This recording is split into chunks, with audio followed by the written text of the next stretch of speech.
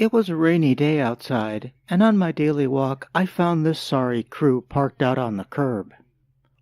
Locally, it's a no-no to put out electronics like TVs and computers out with the regular garbage. But people do it anyways, and the trash collectors usually pick up everything.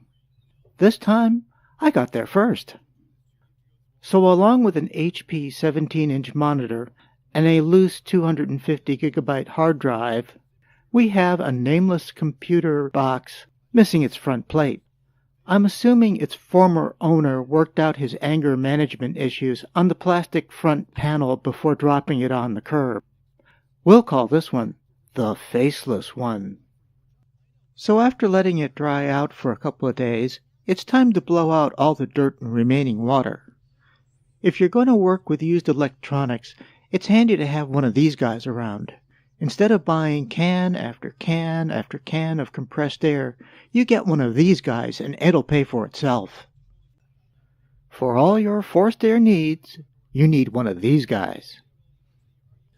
So let's test the monitor first. After letting it dry out and a little more cleanup, we'll connect it to one of my spare Ubuntu computers. And it works just fine. It's a 17-inch monitor. It's small, but it's free. That's a win. Moving on to the faceless one. With it being out in the rain, I did a full teardown and pull-out. And the first thing that got tested was the power supply. It's a power-up! 450-watt power supply. Yeah, right.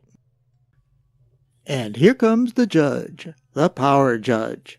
It's an old and inexpensive power supply tester, which basically tells you if the supply is dead or really screwed up. It's very basic, but still handy. And the LEDs light up green, so the power supply is probably good. Later, I used a newer tester, and it passed that test too. So let's take the RAM sticks and the video card and place it in one of my spare machines. It's from the hall.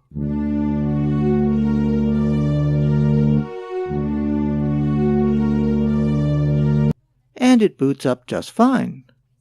The video card is an NVIDIA 7600 GS with a whopping 256 megabytes of RAM.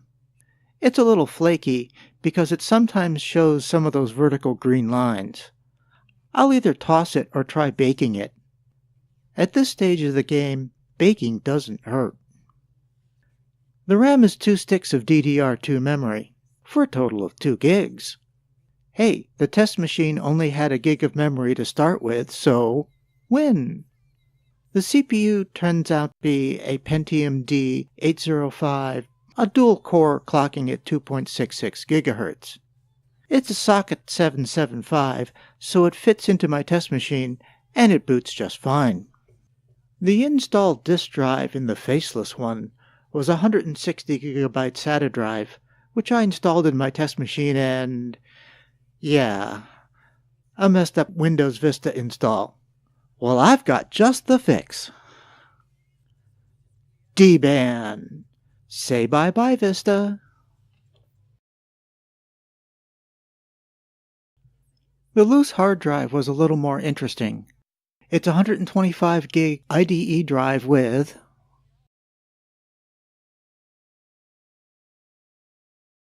an unregistered Windows 7 Ultimate and...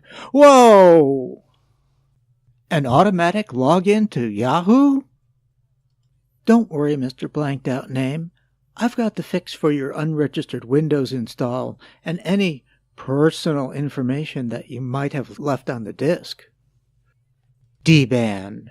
We'll just zero you out. I really don't want to know. So now we're left with the heart of the system, the motherboard. We've cleaned it up and applied some fresh CPU heatsink grease. I'm using a larger monitor because if it all goes up in flames, I want a really good view of it. Let's power it up. I've rigged up some wires to the CPU power connector so we can turn it on. And you can't see it on the video, but an LED lights up on the motherboard. But no fan, no video, nothing. Oh well, now we know why it got tossed. Dead motherboard. So what we got was a case without a face, 2 disk drives, 2 gigs of DDR2 memory, a power supply, a dual-core Pentium, and a fully functioning monitor. It's good enough for a rainy day find. Thank you for watching, and remember, stay curious.